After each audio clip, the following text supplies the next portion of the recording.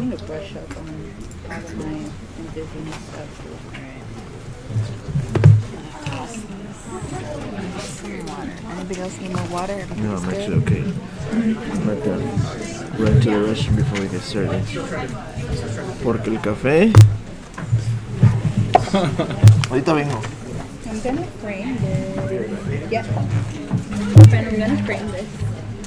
Oh, I already wrote on mine because they messed up on my bio, so I have to correct it.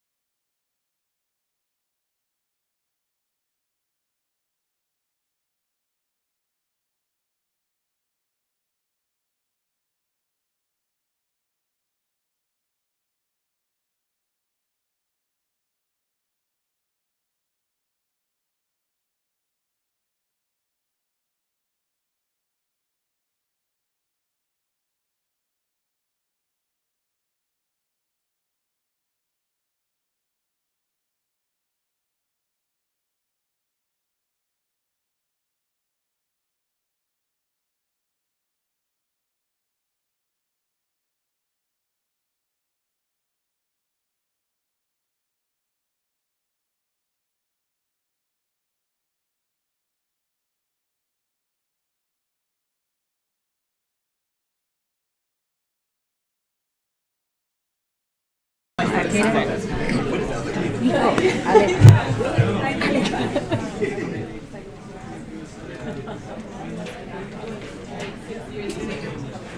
hubo? Nada más salió Nico. There we go. 1, 2. Hi folks, good evening, right? I think it's 5 p.m. We are so excited to have you all here, and even more excited to have this group of amazing, brilliant, honestly fucking badass panelists.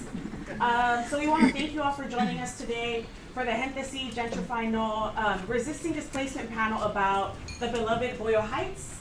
So we took our event title from the artwork of Nico Avina, who you see here. He created this graphic, Gente Si Gentrify No, which he gives out at protests and at random events. So thank you so much to Nico for giving us the art that many of you are holding.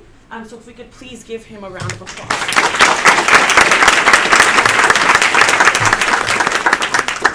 So this panel is a culmination of a working group called Our Hoods, Our Stories. If you're part of Our Hoods, Our Stories, can you stand up, please? And can you say your name? That looks small. Oh. Sorry. Do you want to give us your name? Sochi Ortiz.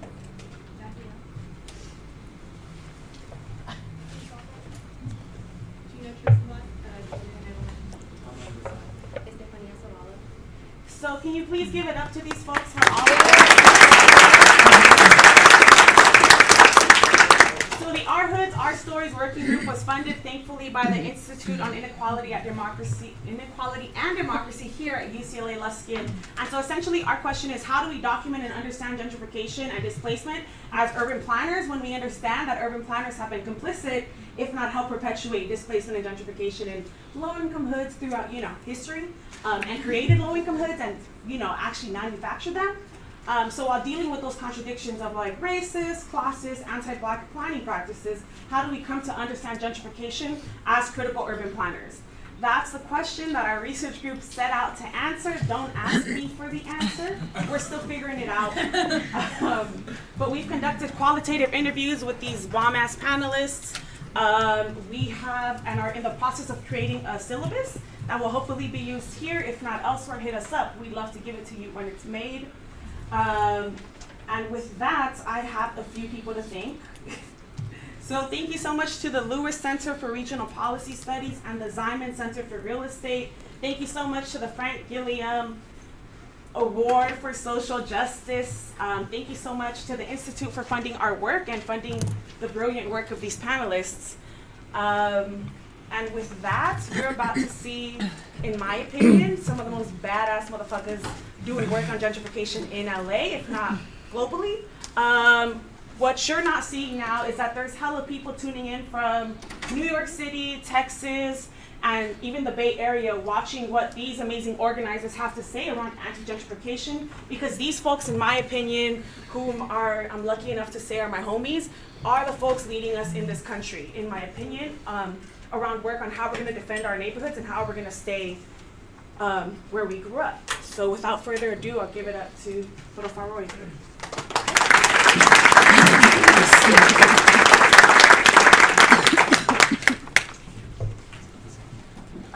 Good evening, everyone. Thank you, Cara, for getting us started. It's really wonderful to see a packed room, and we should wave to everyone watching us online. They will not necessarily get to ask us questions, but I'm sure these conversations will continue for a long time. I'm Ananya Roy. I'm Professor of Urban Planning, Social Welfare and Geography, and I also have the great privilege of serving as the Director of the Institute on Inequality and Democracy at UCLA Luskin.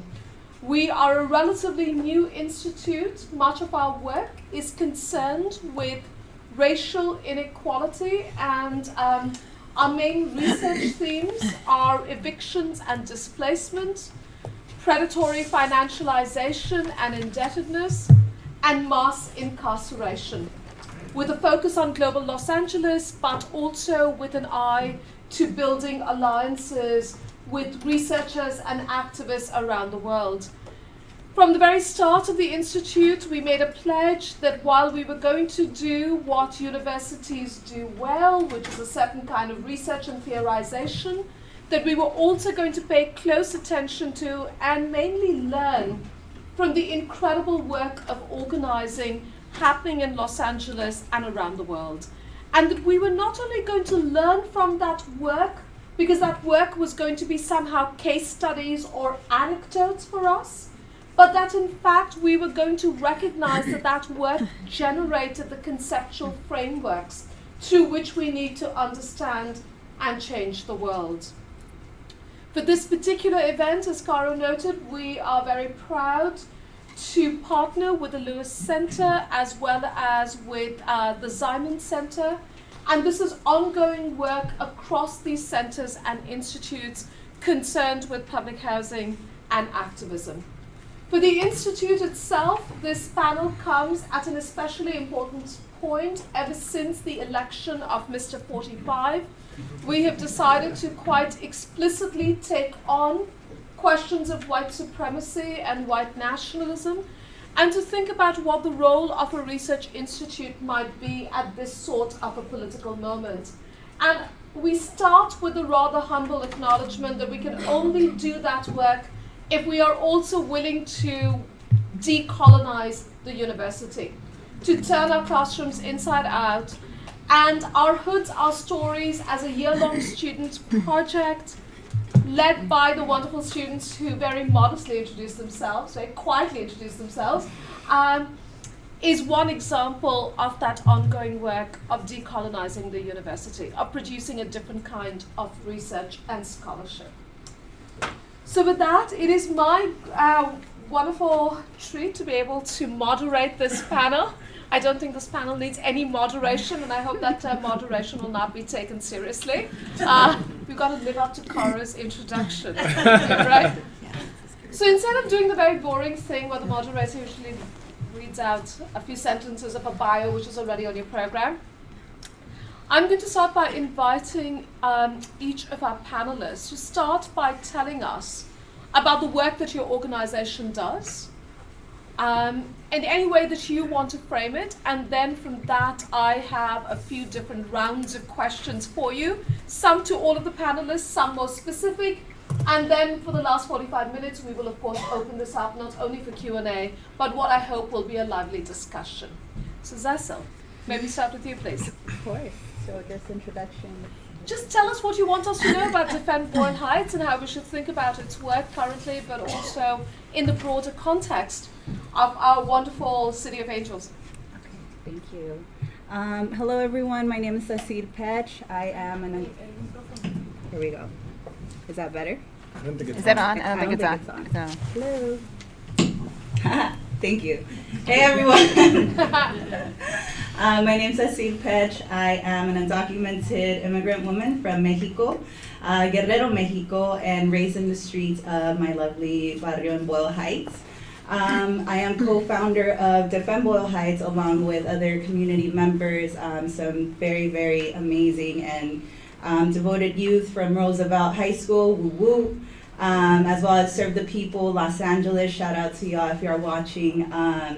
And what we do, we are loved by many and hated by many, but you know, that means that we must be doing something right, as long as we have the love and the support from our community. You know, at the end of the day, that means the world to us. Shout out to my mom. Hi mama, you're here, and I'm very, very happy that you're here, because the work that we do, a lot of it is for people like my mom, people like my neighbors who, you know, have been in Boyle Heights and have, you know, built a community there. And it's been one of the first and very few communities that have welcomed immigrants for a very, very long time here in California and nationwide. So we hope to keep our community autonomous. We hope to keep our cultura in our communities, and we hope to keep gentrifiers and hipsters, developers, and all you suckers out of our heads. So I'm going to immediately ask a follow-up question. So tell us a little bit about what has been controversial about Defend Boyle Heights. Mm-hmm. So again, the picture a lot of folks paint on us, about us, is that we are an anti-white,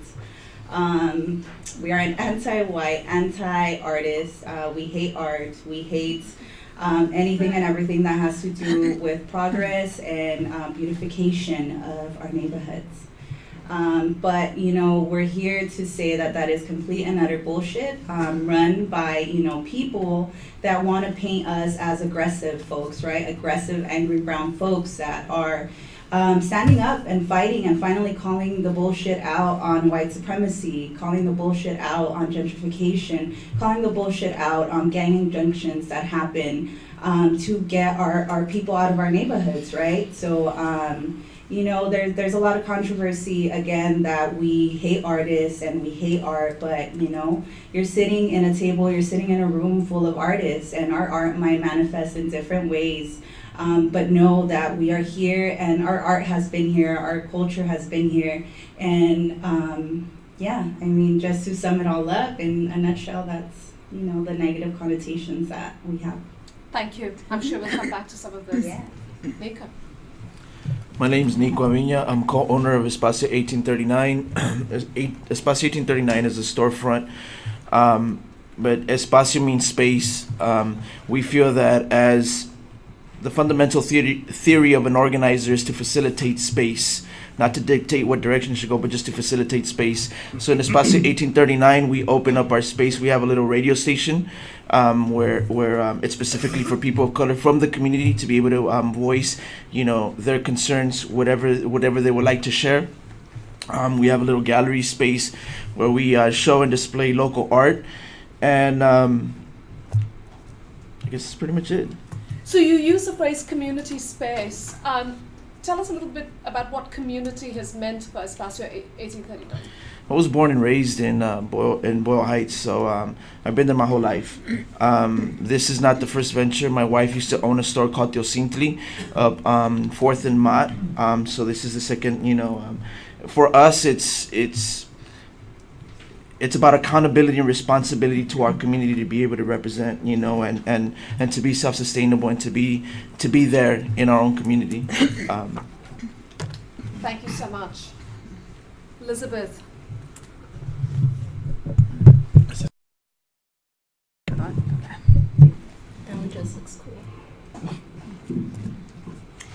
My name is Elizabeth Blaney, and I work at Unión de Vecinos.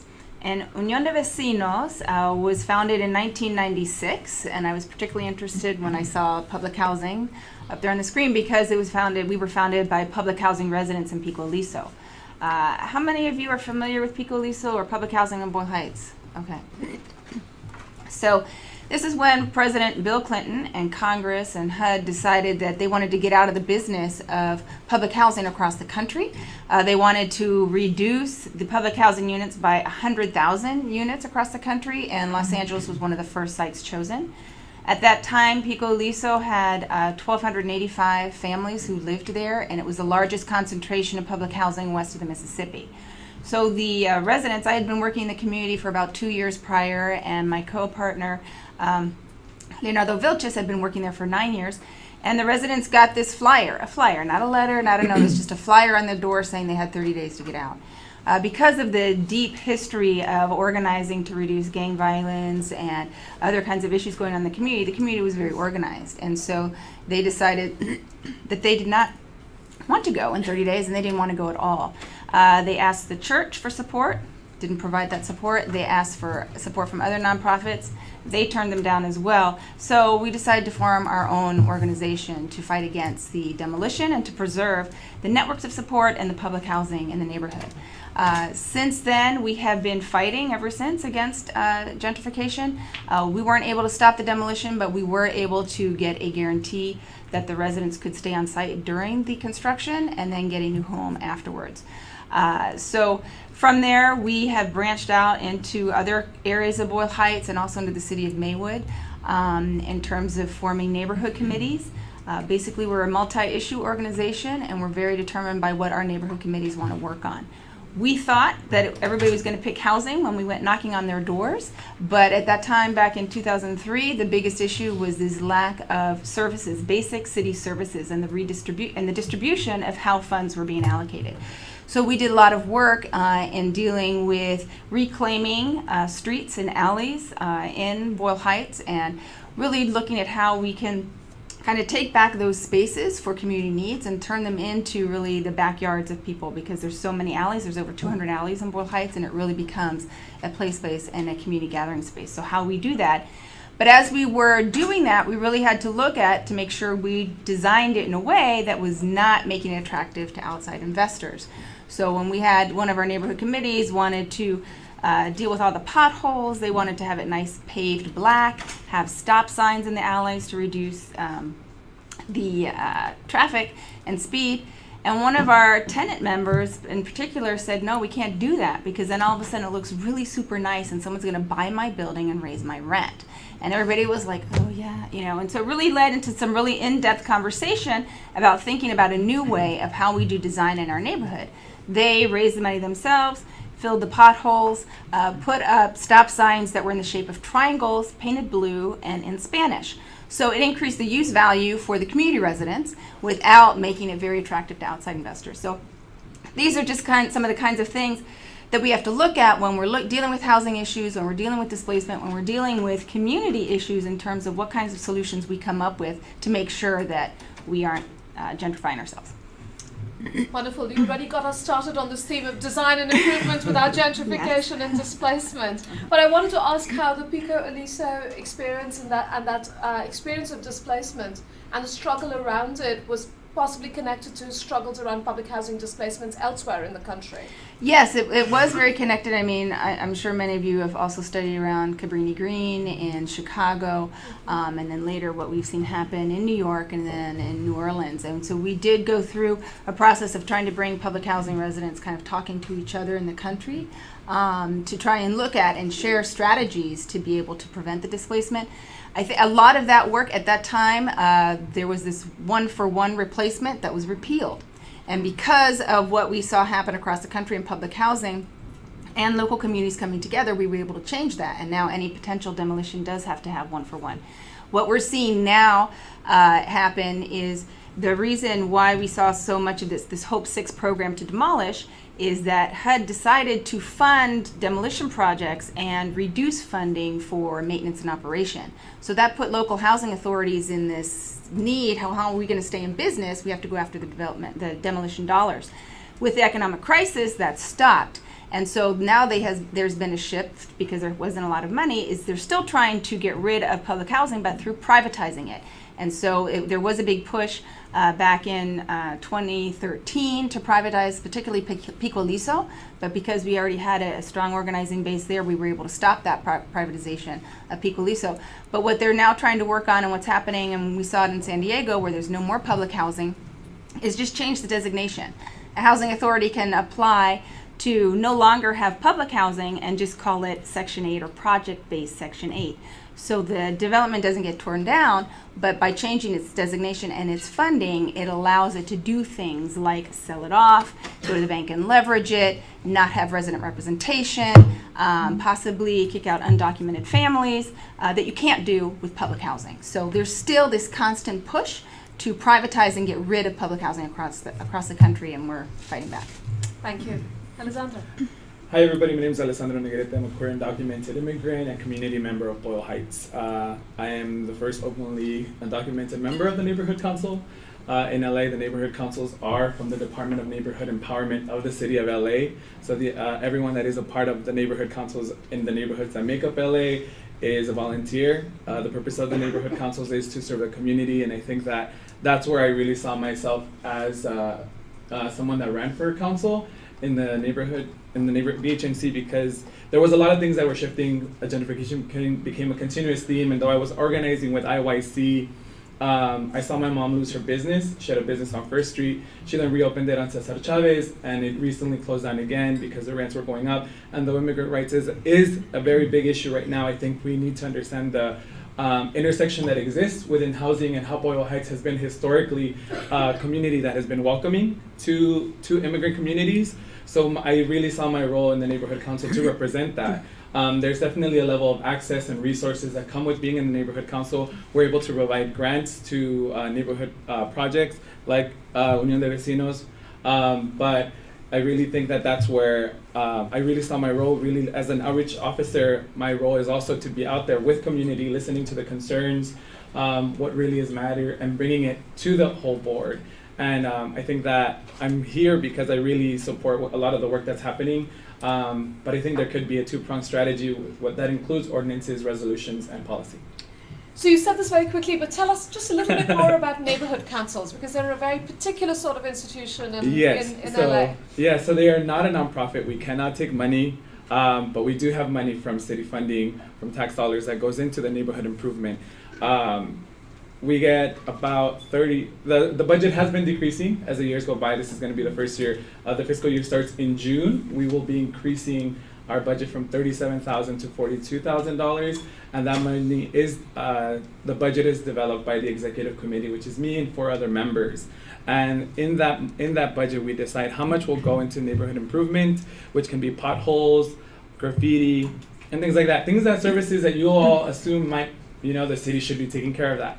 But, sometimes it doesn't, and this is where you can really lean on your neighborhood council to fix those issues. But we also get to have money to give to nonprofits and that work that, that they're doing. There is a vetting process, there is an application. It's not lengthy, but we definitely are supposed to be serving the needs of the community. We are elected by community members, so it's not where it's an internal thing. But, my hope is that some of you really take into consideration joining or being more active in that civic engagement piece, because sometimes, again, there could be a two-pronged strategy, but if you don't have your ear to the ground, how can you also be being the voice of the community when you're in those closed doors? Thank you.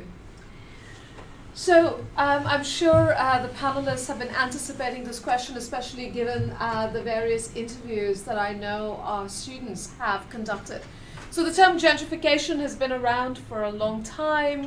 We've been using the term displacement in the framing of this event.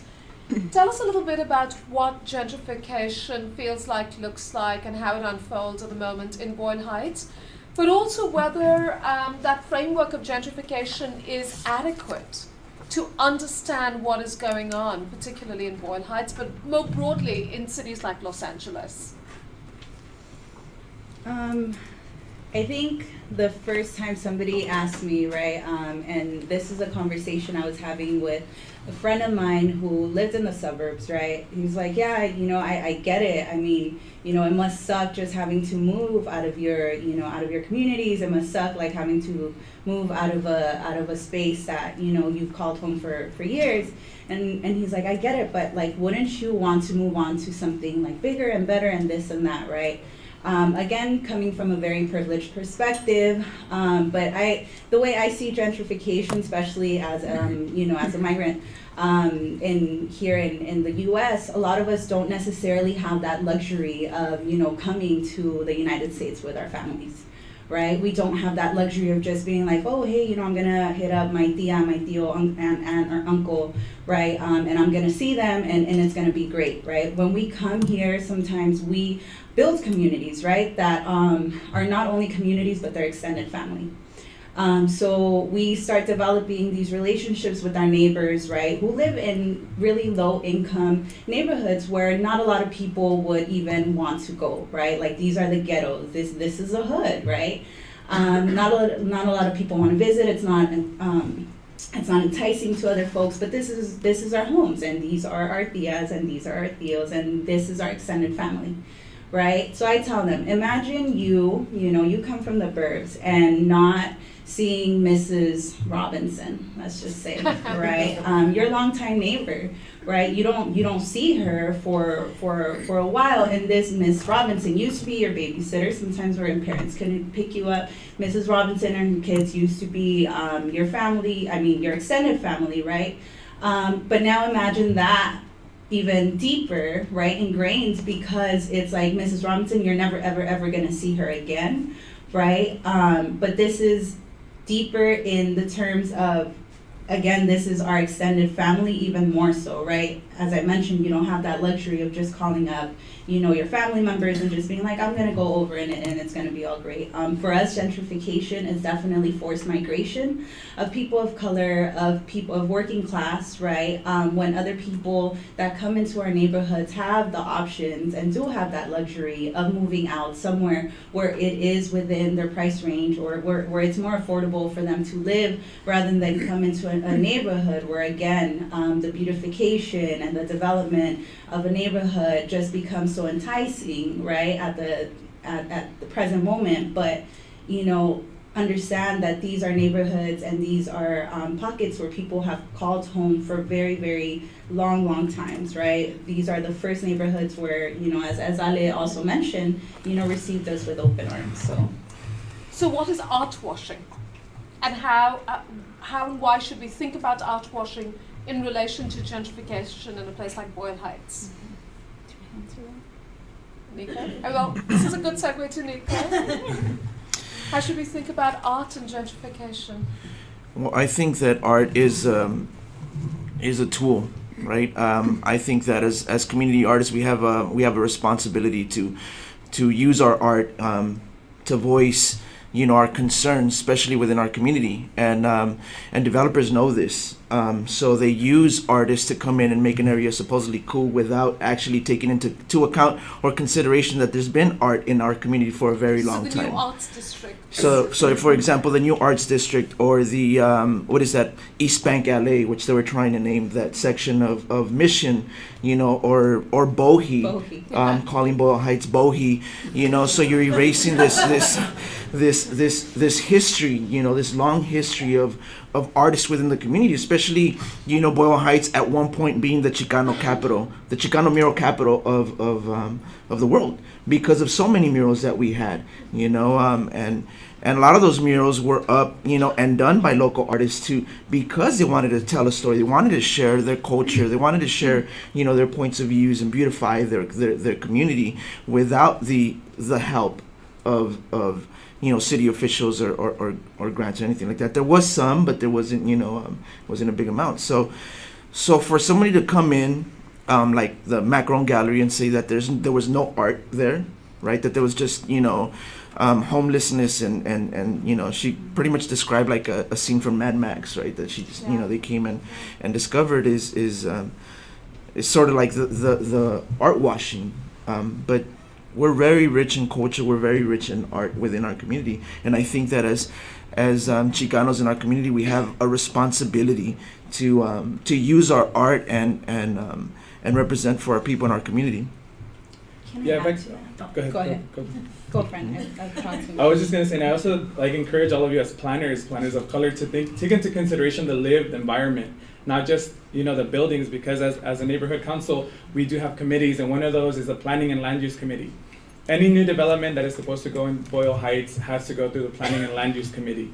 We can't completely stop a project, but if it is voted on and we do send the support, but we do also welcome community impact statements. And a lot of times we do hear from developers that don't know the area, oh, that's an eyesore. I'm here to try and change it and beautify it. When some of the buildings have some of the most beautiful art in the city of LA. Yeah, and I just wanted to add to the subject of art washing that, I think a lot of, how can I put this? A lot of folks that do consider themselves artists, as whatever they want to consider themselves as, right?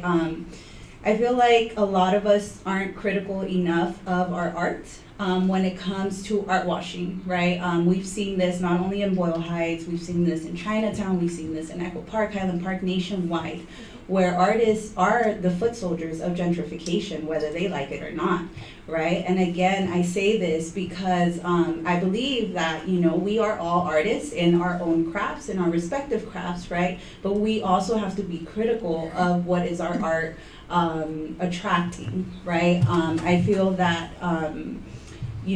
art, again, if we're not careful with that, I work with garment workers. So in the garment industry, specifically in downtown LA, a lot of the garment factories have been pushed out because of gentrification and the development, right? And what I see, this is not a he said, she said. No, this is legit. We are out on the field, and what we see on the former factories now, it reads space available for art studios, space available for lofts, space available for art galleries, right? And these are the effects, again, of gentrification and art washing, using the artists to come in, right? To come in, to leave that, to take the first step into gentrification, but then they get booted out too, you know?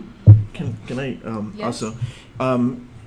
And artists within our community are very hungry, and sometimes, you know, we need to be responsible with how we use our art or how our art gets used, because these developers or people come into our community know that we are hungry, and you know they ask, you know, for you, or you finally feel that the doors are finally open, you know, and you're very excited to participate and collaborate, you know, but at the same time we have to be very careful, because we could be gentrifying our community, or we could be assisting developers to gentrify our community. So I think that we need to be careful on how, you know, we approach art, and how we approach what we're doing, and that we're not being used, because that's exactly what some of these developers and some of these property owners are doing. Is, you know, it's not that they really love what we're doing, but they see how they could tokenize us and use us to exploit our own community. Thank you, Mika. Elizabeth, on the grand topic of gentrification and displacement.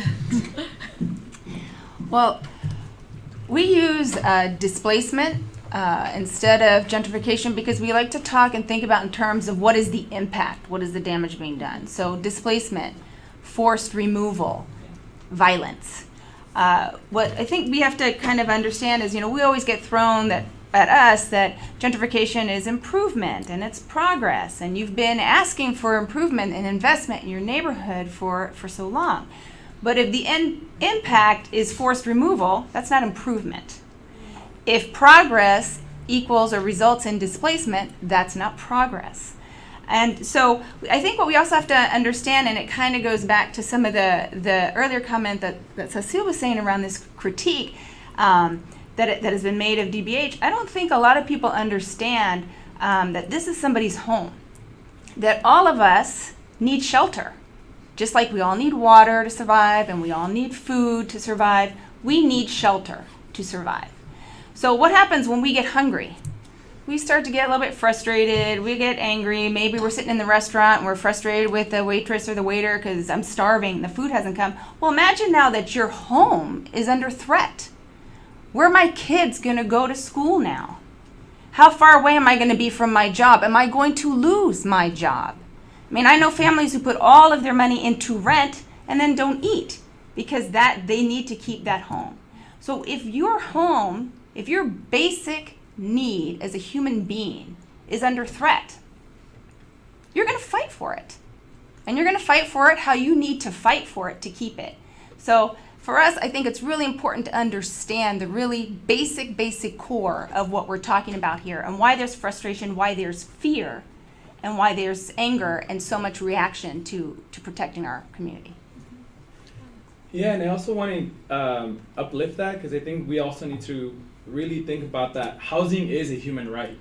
You know, and looking into Boyle Heights, the Boyle Heights Community Plan, which is a plan that the city updates every couple of years, that was going to include the changes, the redistricting, the rezoning. The only plan that was approved was Boyle Heights.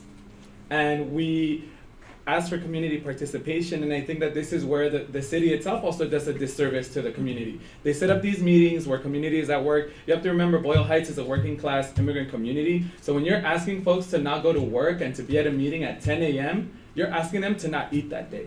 You're asking them to not have housing by the end of the month. So this is where the city is failing us as well. So my work for a very long time has been concerned with dispossession and displacement in different cities around the world, including cities in India where I grew up. But my current work is on the south side of Chicago, looking at the tremendous organizing by anti-eviction campaigns. as they fight ongoing foreclosures and tenant evictions. And in that work, I've now, in fact, precisely moved away even from the language of displacement to the language of forced removal. The movement I work with often talks about ethnic cleansing. The language I've been using is of racial banishment. Pete White couldn't join us this evening, but if he did, he would be talking about racial banishment. And I've been using the language of racial banishment because, of course, what is happening in addition to sort of housing-led displacement is, of course, the criminalization of communities of color and the criminalization of innocent behavior and the gang injunctions and the no trespass rules and on and on and on. And that combination of processes is creating precisely an erasure of entire communities from our cities. So given that entanglement and that long history, how should we think about resistance? The term resistance, of course, is now very much in fashion. I don't mean that cynically. I want to believe we can build the resistance. But of course, all of you have been involved in resisting for a long time. So tell us a little bit about how you build power, how you build communities, how you build committees, right? So tell us a little bit about strategies, tactics, visions, compromises, heartbreak. Should we start with committee work? I'm kind of inclined for the women of the Pico Gardens too. I mean, if y'all don't know, the women of Pico Aliso, you know, the folks from Wyvernwood, you know, y'all have been leading the gentrification work in East LA, right, for many years. We just jumped on, we're babies, right, in terms of like organizing, in terms, Defend Boyle Heights is only less known. We're about a year and some change, you know, a year and a half. A year and a half old, but you know, we're making waves because we know how to use social media. We know how to, you know, like move the people, so to speak, and we know how to rally up people, right? We're thankful and we're privileged enough to have access to that. But again, I think all the, my heart goes out, you know, to the women of Pico Aliso and the folks in Wyvernwood who were leading the anti-gentrification movement long before, you know, social media, long before any of that. So, yeah, I'd like to give the word to Elizabeth. So, there's like so many things going through my head of different stories to share, but since you're referring to starting with Pico Aliso. So, yeah, I mean, Pico Aliso, and there was lots of resistance that has been going on in Boyle Heights since its formation back in the late 1800s. You know, every single decade we have dealt with this displacement, this forced removal, whether it's from the Mexican Deportation Act, where we had thousands of Mexicans deported, where it was Japanese, because we were also a very Japanese community, and being sent to internment camps, when the 5 freeway crossed right through Boyle Heights, 10,000 families there taken away from Boyle Heights. So, but there's always been resistance in those movements. So I want to make sure that I acknowledge that, so it's not just starting, you know, at certain points, but there's a long history of struggle. With Pico Aliso, the residents decided that, you know, there's a lot of power in saying no. Whenever you start saying yes, but, you start negotiating your defeat. And so our belief is always starting with no, because why do we have to accept our removal from our community? So with Pico Aliso, one of the things that they did is they stopped the bulldozers for coming for a year and a half. I want to give a shout out to Ana and Chayo and Nicolas, who stayed in their buildings, in each building, and there's a building 3 stories tall, 12 apartments. And when the bulldozers did come, their neighbors' houses were being demolished while they stayed in theirs. The workers came and pulled out the asbestos and the windows from their neighboring apartments, to the point where they pulled so hard, they pulled Chayo's television cable right through her window. But they would not move. They were resisting, they were taking risks. Their children, who are now adults today, were begging their moms, please, let's go, I don't feel safe. But they fought for their homes and they won. And they got to stay there during the Reconstruction, and they still live there today. So that was just one of many examples. When you talk about the neighborhood committees and building community, Our belief in the neighborhood committees, it's not about just forming a neighborhood committee to deal with one particular issue. It's to be there for the long term. We have committees that are 21 years old. We have committees that are 15 years old. We have committees that are just 3 years old.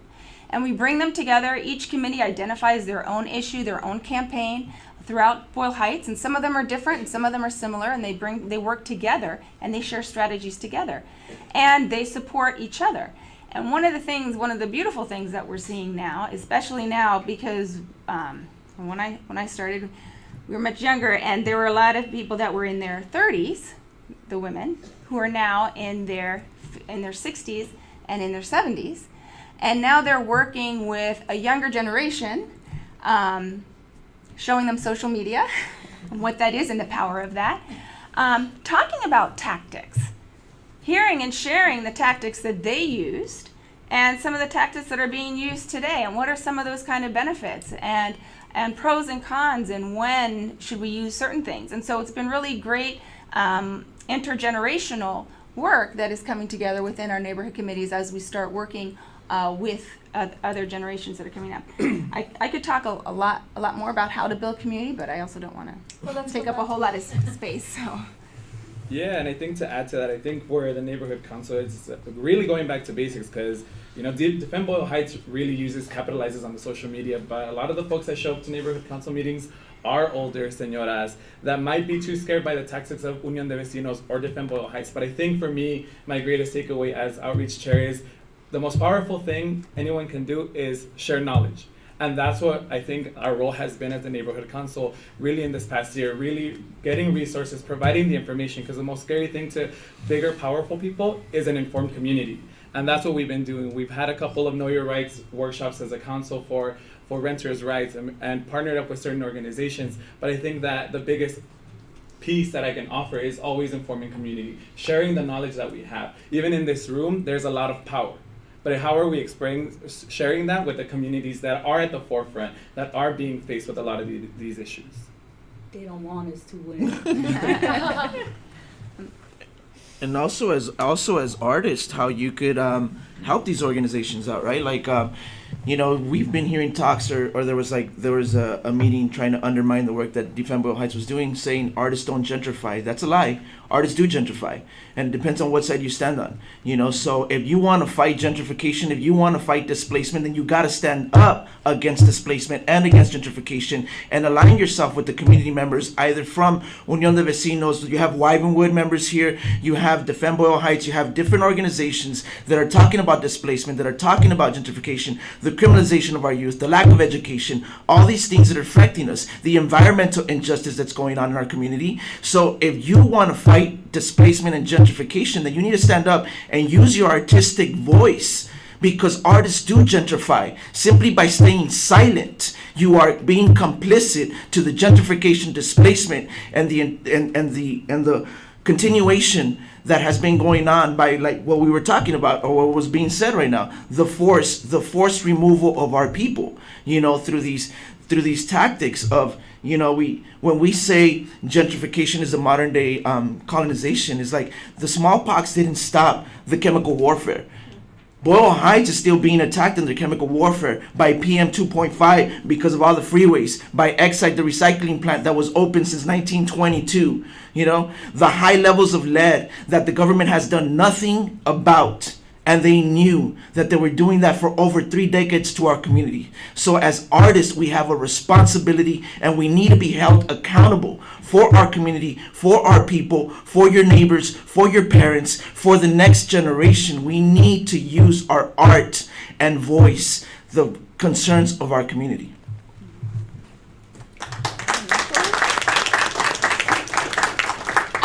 Of course, that question of complicity extends quite broadly, because universities too gentrify.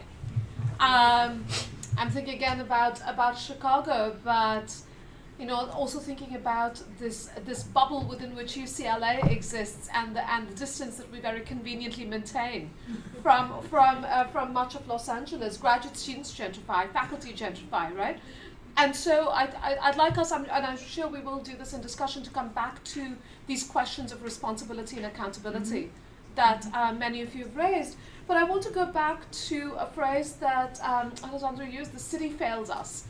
So we are here at a School of Public Affairs, and I'd like to talk a little bit about public policy and its role. And I'm also thinking about Cara's opening remarks about the very troubled history, of course, of urban planning itself. But how should we think of about public policy and its role? How does the city fail us? What is the relationship between these resistance struggles and particular public policy frameworks and interventions? I just want to open up by addressing something that Nico said. Go outside and take a deep breath here, and then go to Boyle Heights and take a deep breath there. Wyvern Wood is by the Easterly Interchange. There are more than 3 freeways that go through Boyle Heights. Go on EnviroScreen, which is Urban Planners. I'm sure y'all know what that is. Boyle Heights is in a red zone. So that we can start there and looking at how the Boyle Heights community plan is being shaped. And for who is it being shaped? It's not the community that's been there for years, that has fought to bring resources to the community. So you want to explain your earlier statement, the city fails us? Yeah, so what I meant is that, I think that we'll go into the power structures that have been created and the dynamics that are being played. We all have a role to play. We all have, on some instances, even as an undocumented immigrant, I know I have some social capital that can allow me the access and resources to be able to get out of that. But how are we also pushing our elected officials? As a neighborhood council member, we saw this here for a moment, but we're also talking to a man that said he doesn't see the large-scale gentrification that is happening. So I think that the civic engagement piece can only be as strong as if we're aligning ourselves to the community groups, to the grassroots organizing, to be able to push for those policies like rent control to be better, like what was the one? The rent registry, all those things. Like, those are policies that can be passed, but they mean nothing if there's no implementation. And I think that we, aligning ourselves to the grassroots strategies can be a two-pronged approach.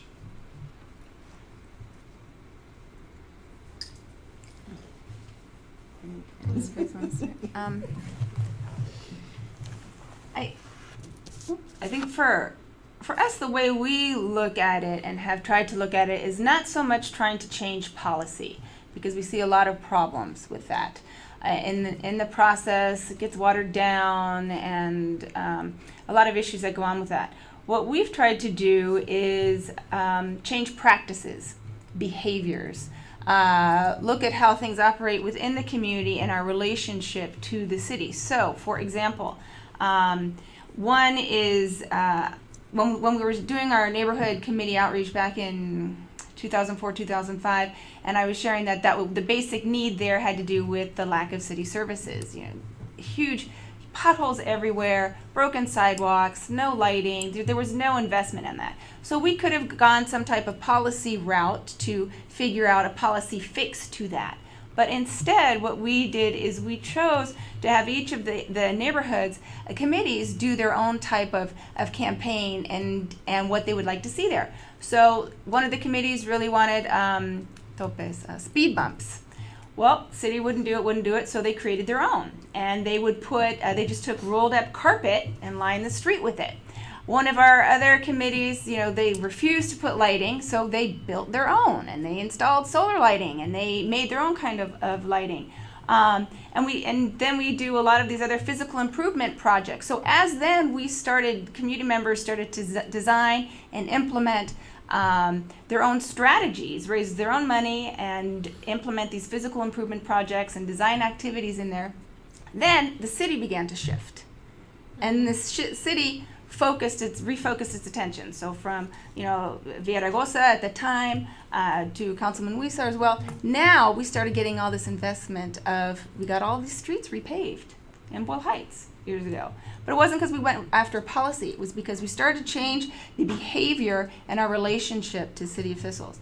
And the other thing I want to say is, because before I forget, when you were talking about criminalization, because when we went out, one of the biggest issues in our neighborhood committees did have to do a lot with safety and pedestrian safety, as well as violence reduction in the neighborhoods. And so a lot of the moms were afraid to go out into the alleys, let their kids play. And we had to really break down the obstacles. The first thing they wanted to do is, let's call the police. Well, we all know that's not very effective. And so we started to break down the obstacles to their fear. And they began to see themselves as the role models for the neighborhood and as the people who could make the neighborhood safe. So that's when they started to install lighting and organize carne asadas and tardeadas. I'm blanking on the English way of saying that.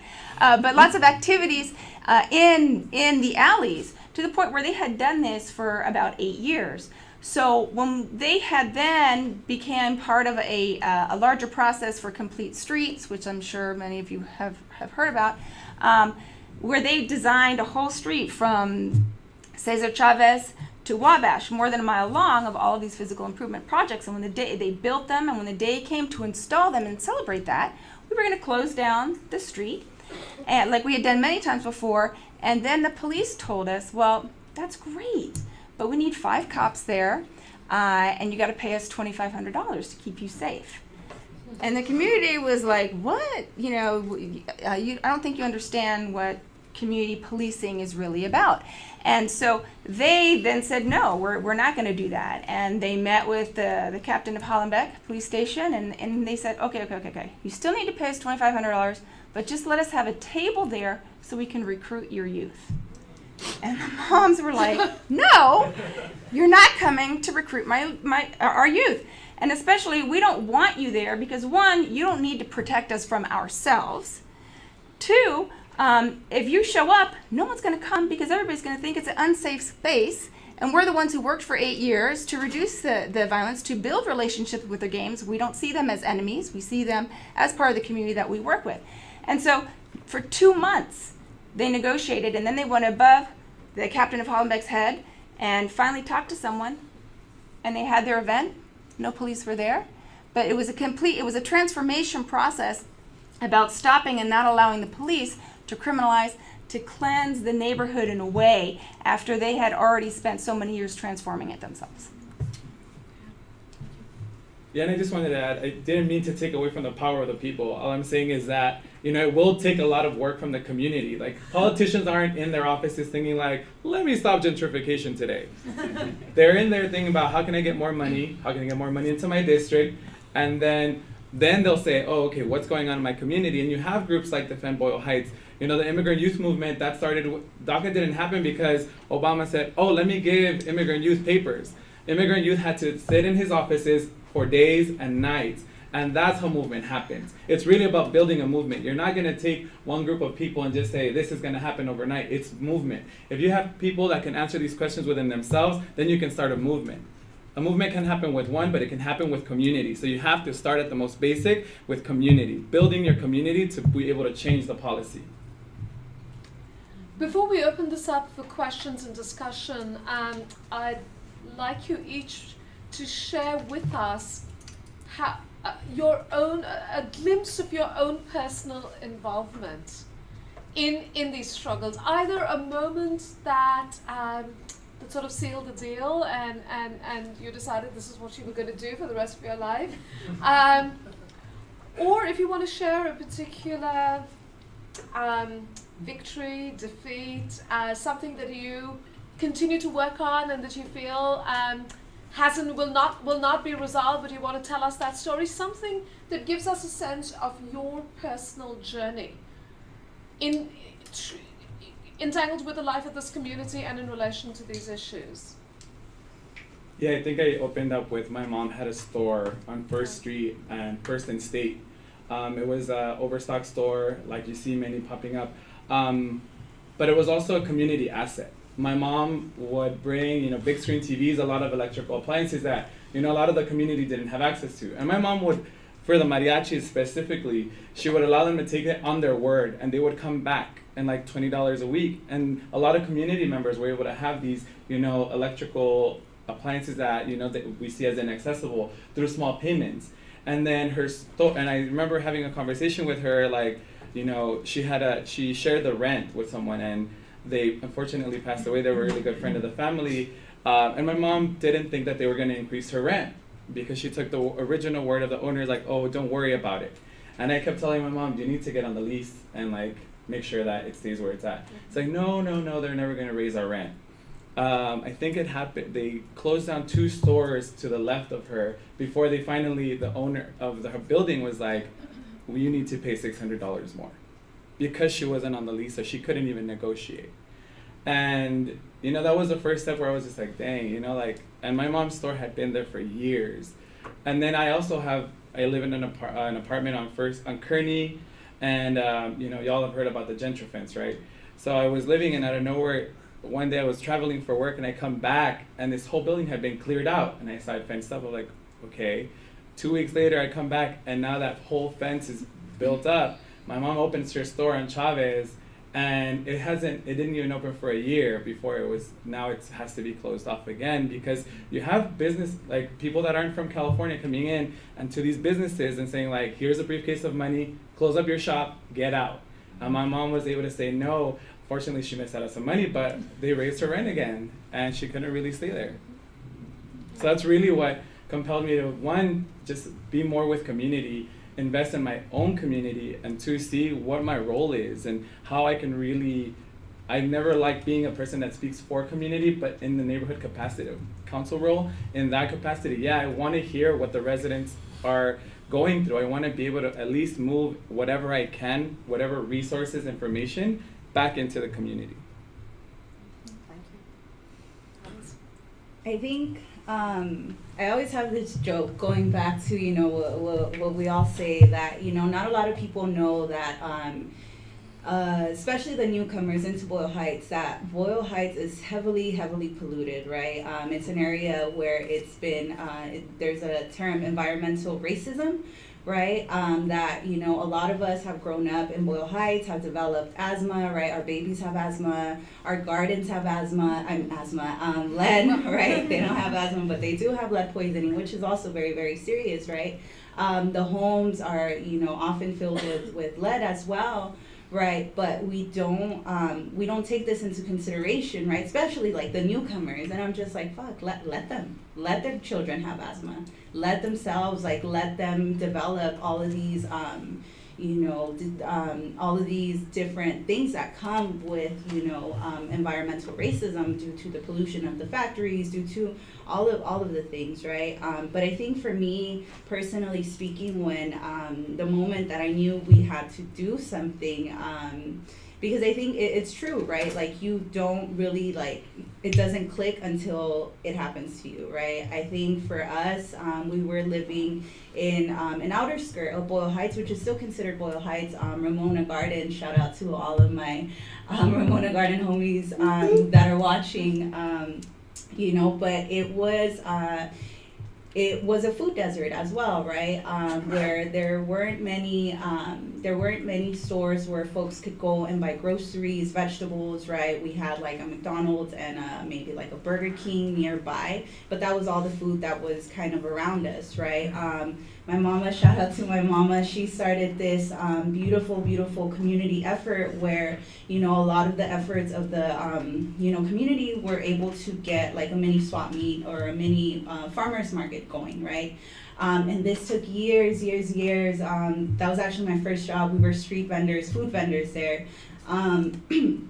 And, you know, we had to run away from the cops because they wanted to shut it down, right? It was an illegal swap meet, an illegal farmer's market. And I don't want to catch up that, but I'm not going to look at you, mama. You know, but she prevailed along with her community, and they were able to form this beautiful farmers market, which is now like in the heart of Ramona Gardens, right? When you walk in, you get to see like the beautiful community, the beautiful, you know, folks are vending, and folks have access to vegetables. Now, this was, I want to say, this has been ongoing for, you know, a little over 15 to 20 years now.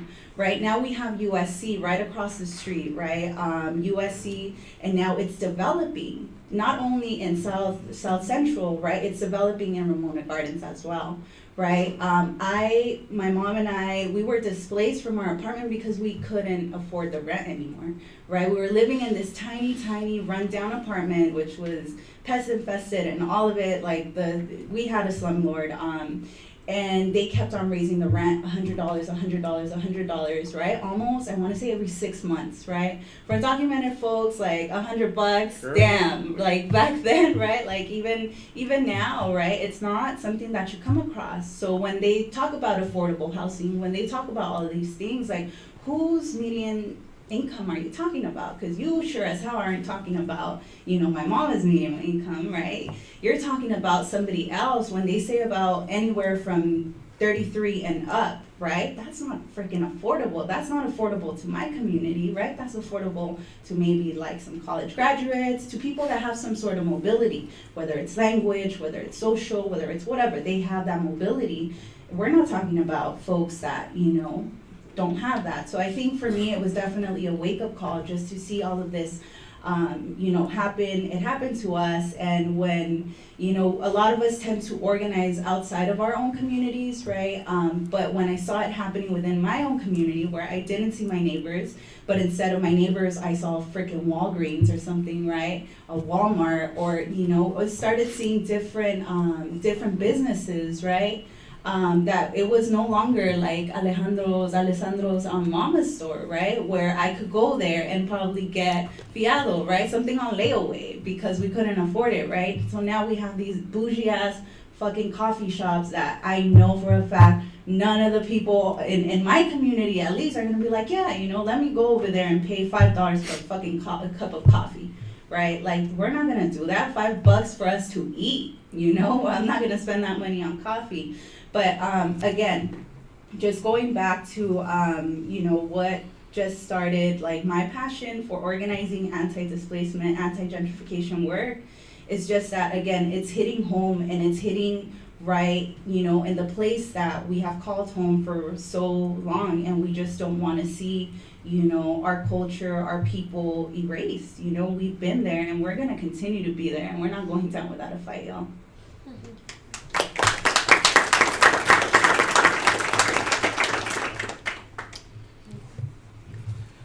So, I don't know, I've been doing it for a while, I guess you could say. But I come from a broken home.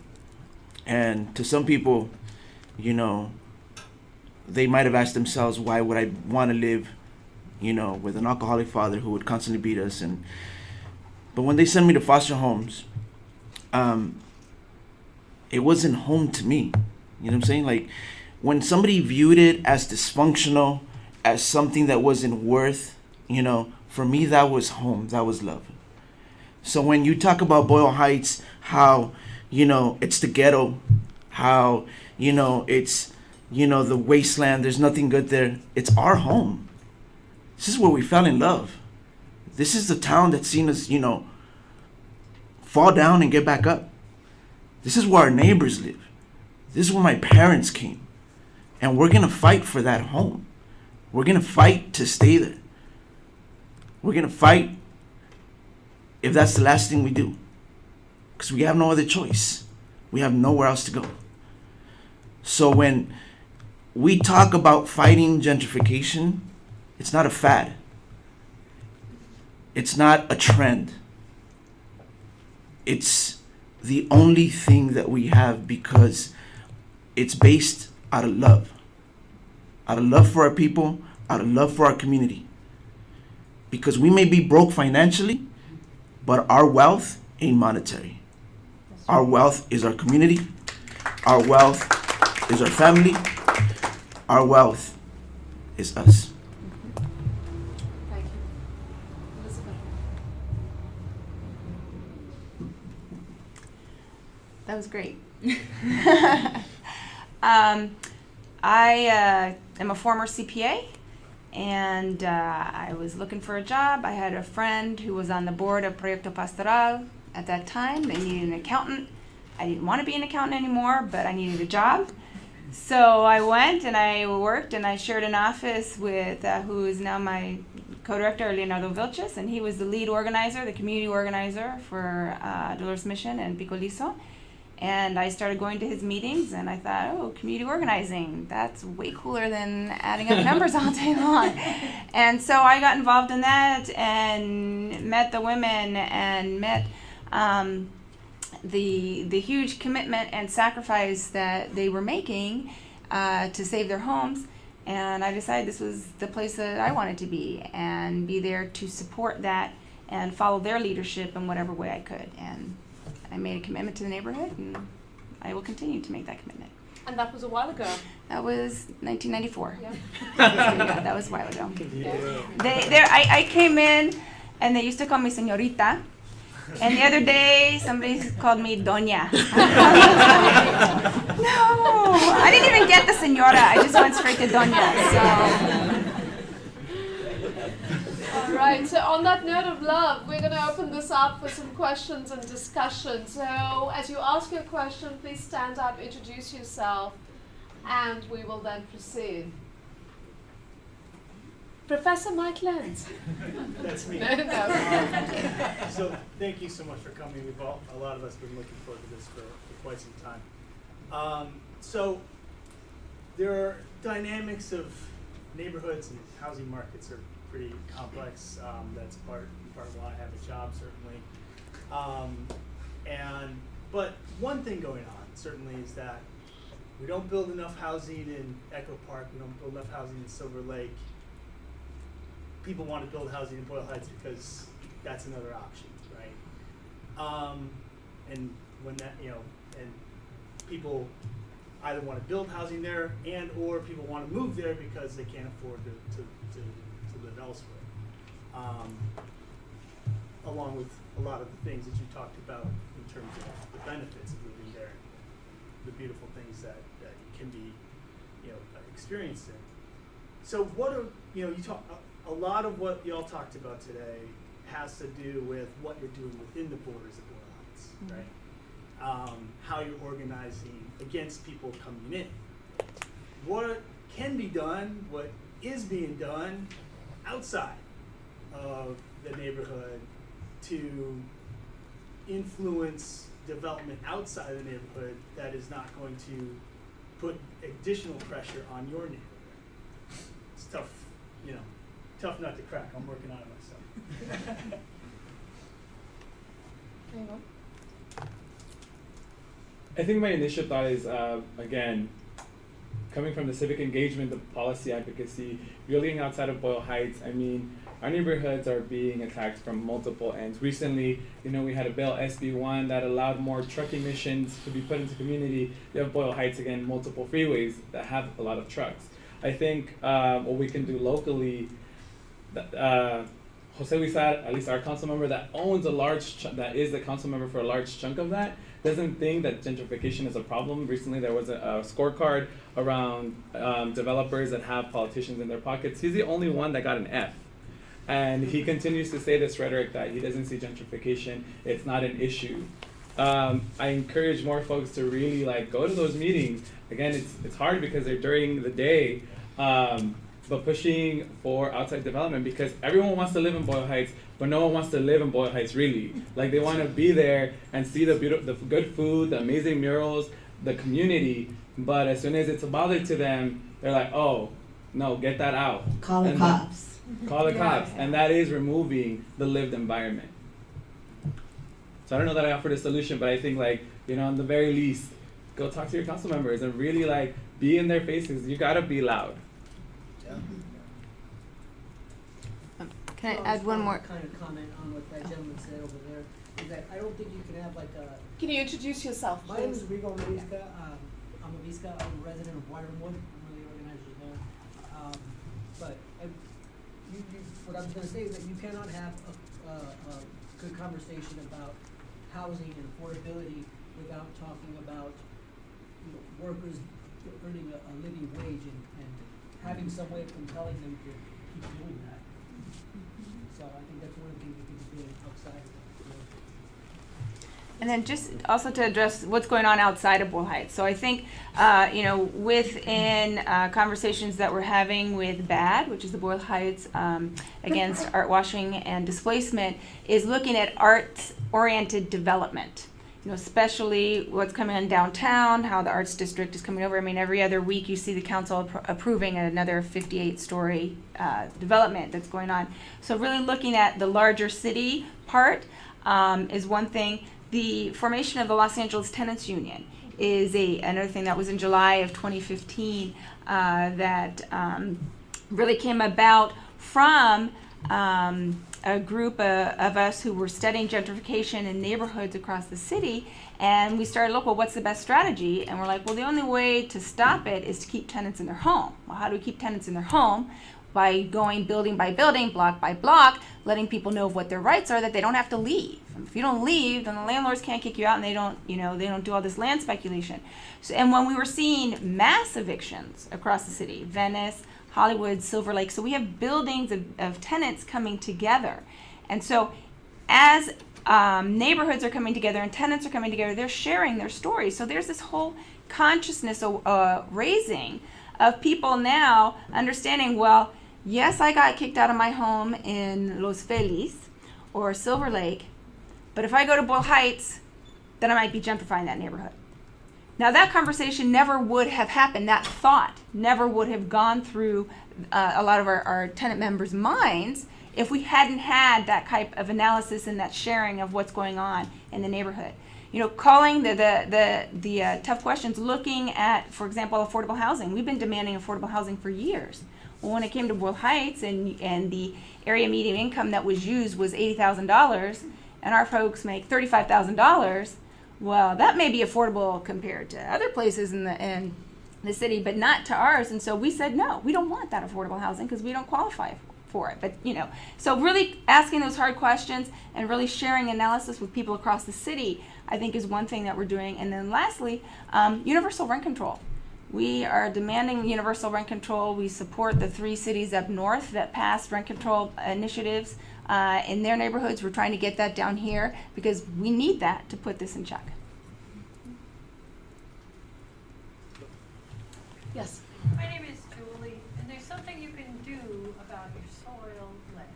It's simple, and I don't know why it hasn't been published.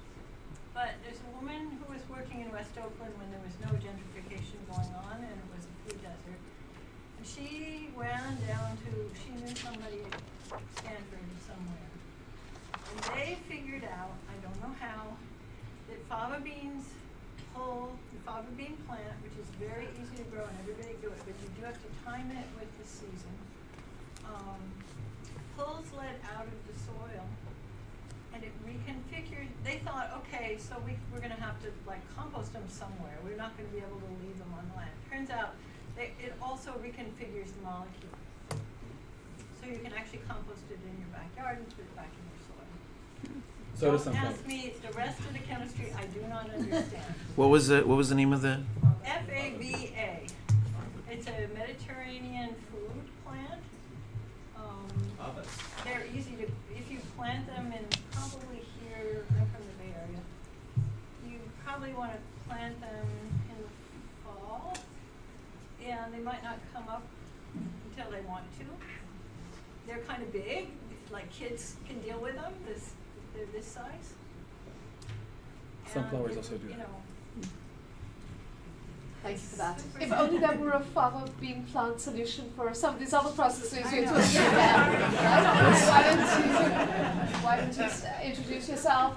Hi guys, my name is Josh. I'm actually a resident from East LA. I just want to reply to that and a few other things you guys said. So I'm 30 years old. So from the time I was born to this exact day when I go back home, I've been living with lead in my dirt. Which really angers me because we didn't find out 2 years ago. We didn't find out and get warned about this, just recently. So that means I have to look back on my life and realize all the family parties that we had at our house, all the wrestling with all my cousins in the dirt, all the house parties I had, all the punk rock gigs I had, breathing in the dirt, all the gardens that we had and all the produce that we ate had lead. Which makes me angry because then I start thinking about all my friends growing up. What does lead do to you? Learning and behavioral issues, which means we were set up to fail in education. I remember all my family and friends fighting in school. Why? Was it their fault? Maybe. But could that be also blamed on the racist, environmental racism? So it blows my mind that people want to come to my community because it's a new hotspot, but are they willing to suffer the consequences of living in my community? Because here's the thing, I suffer those consequences, but do I get to celebrate in those benefits? Because I have the real threat of being moved and displaced from my community. So again, thank you for that, the following, but that doesn't really do justice for me or any people that have been there their whole lives. My family's lived in the same house for 40 years. I've lived there every day of my life. And I just want to stress that because, again, I suffer those consequences, and I want to celebrate the benefits and improvements in my community. I want to stay in my community, which means I'm fighting in the streets, and I'm going to stay. Thank you. Thank you. Just to touch on that, that's another thing is that, the Exide battery recycling plant, well, not Exide, but the battery recycling plant was, or has been there since 1922. So this is not, this is like high levels of lead being pumped into our community since 1922. Exide took it over in 2000, and the state knew that they were pumping illegal amounts of lead into our community, and they allowed it. And the question is, why did they allow it? Why in our side of town? Is it because people of color live there? The high amounts of PM 2.5 because of all the roadways, because of all the freeways, it's like he just said, right? High levels of lead lead towards violent behavior in teenagers, And then you have the expansion of the Hollenbeck Police Station, which the Hollenbeck Police Station, $31.1 million to build. And this is a substation, with the actual police station being about a mile away in downtown Los Angeles. So you got the criminalization of our community, along with that's why when I make the reference of the smallpox and how the environmental injustice and how we are still being, targeted by chemical warfare. It's been going on for a very long time. And these are the things that get us upset. These are the things that we say we have to fight back. Enough is enough, But I just wanted to touch on that too, like that this is not something that is 10 years old, 15 years old. This is something that we've been going on, that we've been dealing with. People at the moment, right now, are dying of cancer because of the lead. And they're not testing that ground, they're not testing the soil. Schools that have been, tested with high levels of lead, they put a chain link fence. Like if a kid's not gonna reach through that chain link fence, or the dust is not going to blow the dirt into the classroom, into the play area. And if you know where Boyle Heights is at, Boyle Heights, most of the elementaries are feet away from a freeway. Every elementary is right next to a freeway in Boyle Heights. This is an environmental injustice.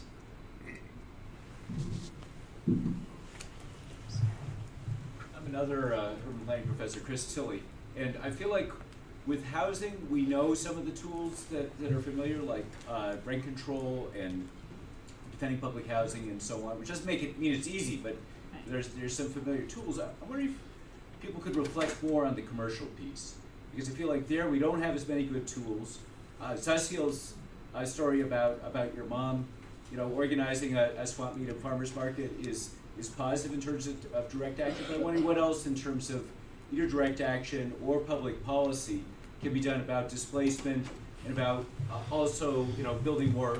It's not just about stopping displacement, it's also bringing in more positive businesses, because presumably less liquor stores and, payday financing and more, fresh produce would be a good thing too. Yeah, I just want to, the city plan again, the Boyle Heights Neighborhood Community Plan was one of those plans that was approved.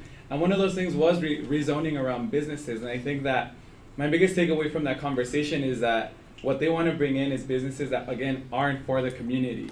Unión de Vecinos has done great work around trying to get supermarkets and laundries. I have a car. The closest supermarket to me is over a mile away. So think about the community members, and I live on Boyle. So think about the folks that live in the Pico Gardens community that don't have a grocery store. And then you have people that say farmers markets. Our community can't afford an $8 squash. So I think that those are all things that need to be raised. And so I hear you, commercial businesses, but even those rents for the businesses that can be brought in are not within the community price. So it does become an issue of affordability. Okay. But did you want to answer that? Well, I was going to say, in terms of businesses, I think that our community is very, very creative. Aside from doing, what Cecile's mom did about, organizing and having like this impromptu farmers market, But the thing that affects us is the criminalization of our people. It's a constant criminalization. You know, the fact that how we treat, the street vendors, right? In our community, we had, you had people driving, riding their bicycles, putting stickers on phones because there was like sort of like this underground taxi system, right? But they were being pulled over, criminalized, their cars were taken over, But Uber comes up and everybody's glorifying it, everybody's like, applauding it. When lunch trucks in our community, that's what you had in every corner when taco cars were being criminalized. But back then you would call them roach coaches, right? Now it's kosher food. But now it's good food. So our community is very, very resourceful. People take over shopping carts and convert them into they're entrepreneurs and they walk the streets. But then they started criminalizing them. So now you have, people are converting strollers now so they don't take the carts away. But the thing is the criminalization, the constant criminalization of our people, from youth to adults trying to be independent, self-sustainable, and so I think that's what, affects us is the constant criminalization of our people. And I think just to that, I something that kind of really irked me was a comment of like, we have developed, or people have developed and, built in Echo Park and Highland Park and, over here. And now, the only place that we're looking at to develop is Boyle Heights. One, don't look at Boyle Heights to develop. Okay, that's a solution right then and there. And I'm saying that for all of y'all that are going into urban planning. How can we beautify Boyle Heights? How can we make it better? How you can make it better is coming and talking to the community that has already been there. Ask them, right? Like what we want. Ask us, right? And this is again just going back to like what are you doing? How are you responding to the needs of the community that has already been in place, right? Don't just say, don't just think, right? Without proper representation of the community, proper representation of what folks want, right? So I think that's one point that I definitely wanted to make. And another one, I think it's very, very true, Nico, what you're saying about like, the criminalization of youth, of our vendors, right? What are we doing to stop that? So I think we all have a responsibility, right, as folks that are in these spaces, urban planners or, policy spaces, to also hold those people accountable, right? So, I just wanted to kind of touch on that, but. Thank you. Yes. Yeah. My name is Brady. I was a student here, and I'm a lecturer here now.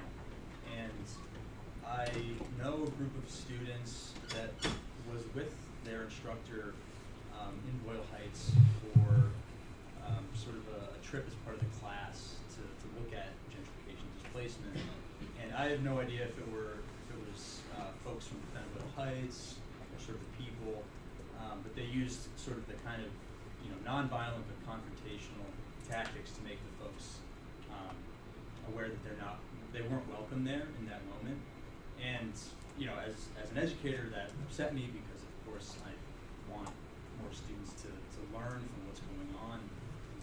But there's definitely, I think, a responsibility on our part to take into consideration the ethics of bringing students to a low-income neighborhood and community of color to learn about this. But with that being said, I wanted to hear from you sort of what you would like to see, what you think is a respectful way for students and educators to engage with Boyle Heights, with communities like Boyle Heights, to learn from you. And I think this panel is a great example of that, but other ideas from you that you might have, how can students engage with you? I mean, you can come to my committee meetings every second Monday. Every second Monday at the Stevenson Library. Where's the sign-up sheet for the committee? Am I gonna put these to work? I got work. I think that's one of the. And I'm trying to choose my word carefully. I think that's one of the most approachable ways because we are an entity, we are open to community. I think that the benefit of, not even benefit, I think like the takeaway is that, I'm not personally dissuade, I'm all for the community. defend itself in every way imaginable, and defend Boyle Heights is definitely one avenue. But again, I see myself as sometimes even a mediator between a lot of the concerns, because there are folks in the community that do come to me and tell me like, well, I'm really angry at this, and I'm really angry at that. Well, I don't want Defend Boyle Heights to represent me. And the reality is, like, as someone that does communicate with all these groups, all these nonprofits, all these community members, is that, you know, I hear you, but this is why this is happening, and really being the convener and mediator. So I mean, I'm giving you one possible solution, but you have a whole panel of folks that can offer one. Yeah, I think, you know, folks, as you know, other panel members have already expressed, we are living in times where there is genuine fear of us losing our homes. There is genuine fear of us being erased from our neighborhoods. There is genuine fear of, you know, losing our cultura, right? So people are gonna defend their hoods by any means necessary. And if it is screaming at some people, then hey, you know, who am I to tell them no? Who am I to police their anger? Who am I to police their frustration, right? Shout out to the homies though. But again, as Alessandro was mentioning, right, like you can go in and, you know, connect. I think, you know, we're living in a day and age where I have in my hand a mini robot, right? And my mini robot has access to Google, has access to other avenues where I can ask my mini robot, hey, what community organizations can I connect to better understand my community or this community where I'm going into?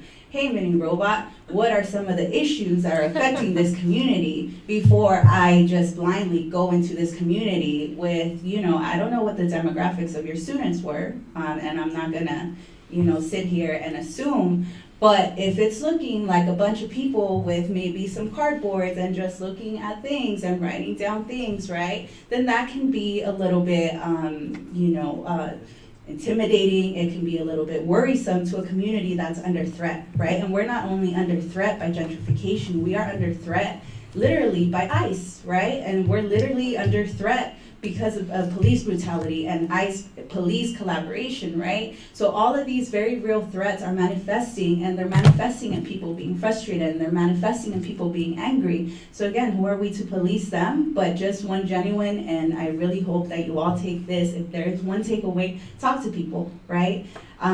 Communication is key. You can do that. You can come up to us, any of us, and we're friendly. We don't bite, right? And we can direct you with other folks that can, you know, hopefully lead you in the correct way. And I also think that we need to stop asking communities of color to explain their anger and to narrate their anger.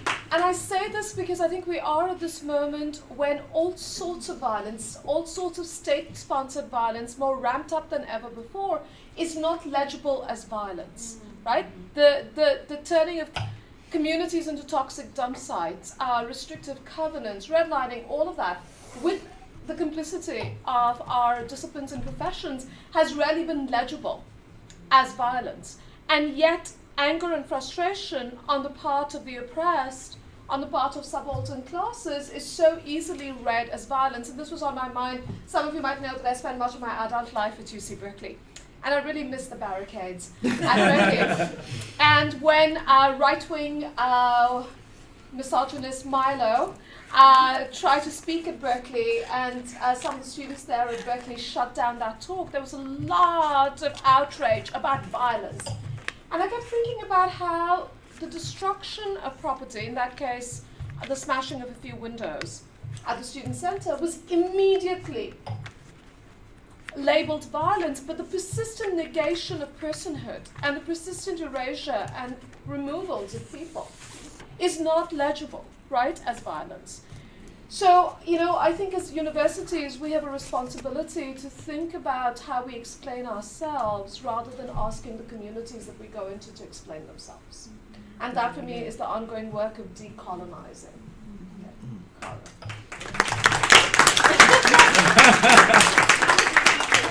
Okay. My question is, well, it's two. One, what is the role of criminalization, or how do we understand criminalization in an era of all the shit we're living in? Yeah, but in an era of gentrification and displacement.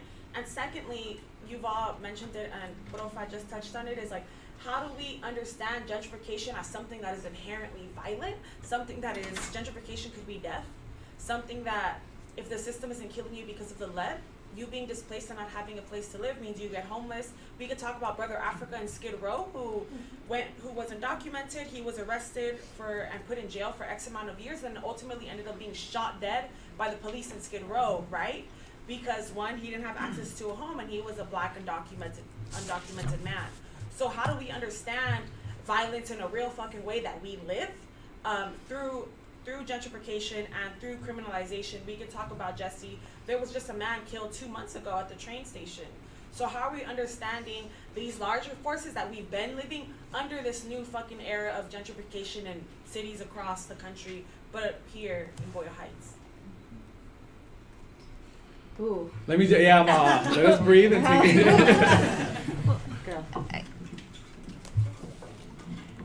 I think that the first thing is when areas are starting to be developed, or they start becoming these prime type of target and properties, there's always this cleansing that goes on, you know. So we saw it a few years ago with street vendors. And so it was all about, you know, fining and making up these just horrendous lies about what they were doing and charging them high fines and taking their money away and not giving it back, taking the food away and the cart away. I mean, that initial cleansing of what do people who want to sell or move into Boyle Heights or develop in Boyle Heights think their aesthetics need to look like. We can't have street vendors and you can't have graffiti artists. So now comes the youth. And I mean, Boyle Heights last year was the neighborhood in Los Angeles with the highest shootings by police officers. 2 years in a row. 2 years in a row. Now, what does that say about, and who's the target there? The galleries. What did they do? Because someone graffitied one of them. Oh my God, anti-white. Mm-hmm. And as a white person who's been there for 23 years, there is no anti-white sentiment. But oh my God, let's protect the galleries and start now again going off after our youth and our graffiti artists as a way of targeting to make it nice for the nice, based on their definition of what that means, for our neighborhood. So those are just kind of examples of things that you start to see. And if you start to see that in other neighborhoods, then you also see the next wave of what's coming. This question. Yes. Yeah, I'm a resident from East Los Angeles, and I just have a question. I think it's difficult to have a conversation when there's people walking into the room like the 101 level, and then there's people that have lived it generationally, and so that in itself has to be addressed. Also the Chamber of Commerce, what kind of power do they have? And I would really like to understand from your perspective the powers of Chambers of Commerce, because they do have some kind of choice as who comes into these neighborhoods. And the dynamic in between Boyle Heights and I'm from Maravilla. So just being part of LA City versus being part of LA County. And how do we even organize together if we're in different realms politically? Oh, and just to add, let's not forget, Los Angeles was built racially divided, and it was Mexicans that lived here before. So it was, I think people need to do research. You know, if we can understand American imperialism or false flag operations around the world and still blame other people of color, you know, that's why we're there attacking them, then why are we surprised that people don't understand us in our own community as people of color? We all look at the city official. First, I want to address, first of all, shout out to Mark Lopez, who is the executive director and member of Eastern Communities for Environmental Justice, who recently won the Green Belt for their work around Exide. His whole family, his grandmother, their legacy, and they were really at the forefront, along with the organizing that happened at Easters. So to address that, I think that you should really connect with them. They're really doing some amazing work, because those are the conversations that they're having. Whereas all this investment is happening around LA City, there's a huge disinvestment in LA County, and I think Easters has been able to move a lot of those pieces, grassroots organizing wise, really creating that top-down, that bottom-up structure. That's the first part. The Chamber of Commerce, I think that part, is something to unpack in itself, because there were some decisions that were made historically by commerce to become its own that left unincorporated in a very weird, funky place, because it's not even part of commerce and it's not part of LA City. But I think more investment should be going into unincorporated East LA, because we have someone that's here from the area, and as someone that works in the East LA area, gentrification is moving east. And all of that is affecting those communities. It's a heavy warehouse community, and what do hipsters like? Having warehouse parties and warehouse into art galleries. So around the Chambers of Commerce, I know that they do have a budget. I don't know how they use it. I've never really interacted with the Commerce Chamber of Commerce, but I do know that they're about to have an election, so you should definitely be up in that mix if you want to know how that's moving along. Gonna take a question? I thank you guys. I'm Jorge, urban planning, speaking here. With some more enthusiasm than that. Almost out. Okay. I have, you guys have been talking about landlords and developers in the city. Can you all hear on that side of the room? No, Yeah. it's not that. Landlord and Yeah. You guys have been talking about landlords and developers and the city, and you just mentioned the art galleries and the graffitis. I'm wondering how you guys are interacting with the people that are actually moving there. How is that? What's the dynamic with that? 'Cause I'm sure it's very uncomfortable for you guys and care about them, but still, it's it's just it doesn't make for a nice dynamic in your neighborhood. So I'm just wondering how you guys are interacting with them and how that can affect the future people that are going to try to move there. Future people that try to move there don't. No, but really, I think it's even my friends, right? A lot of them that are college educated, that have well-paying jobs, right? They want to sit and be like, oh yeah, girl, I've been thinking about moving to Boyle Heights. Don't. Okay, just don't. Because you even thinking about potentially displacing a family, because that's what we're doing, right? Even myself, I'm earning an okay amount of money compared to my mom, compared to my neighbors, right? So I think these are conversations that we need to have with each other honestly, and I think it goes back to what Rigo was saying about us having the workers having a living wage, right, to be able to afford to live in the places that they call home, right, in their own neighborhoods. But I think more than anything, for people that have already moved in or that are moving or are looking to move into a gentrified neighborhood, right, like, get involved. If you're already there, if you're already like in Highland Park and Echo Park and Boyle Heights, get involved into different community organizations that are doing anti-displacement and anti-gentrification work, right? The damage is already done, and if you're there already. But if you're thinking about moving to any of these neighborhoods, like, really reconsider the damage that you're going to be doing to the families that have already been there, right? So I think, again, like, think critically about what you're going to be doing, right, and how you can help your community. I would say that's just one solution to that, but. As a gentrifier, I moved into Boyle Heights. It was years ago, but I moved into Boyle Heights, and it doesn't feel good to say that, but I am a gentrifier. So, and some of you will be as you graduate and go into other neighborhoods and can't afford some others. So I think that we have a responsibility to really, as Cecile was saying, is look at what our impacts are. What do we bring with us that could cause future displacement? Where do I move? Where do I shop?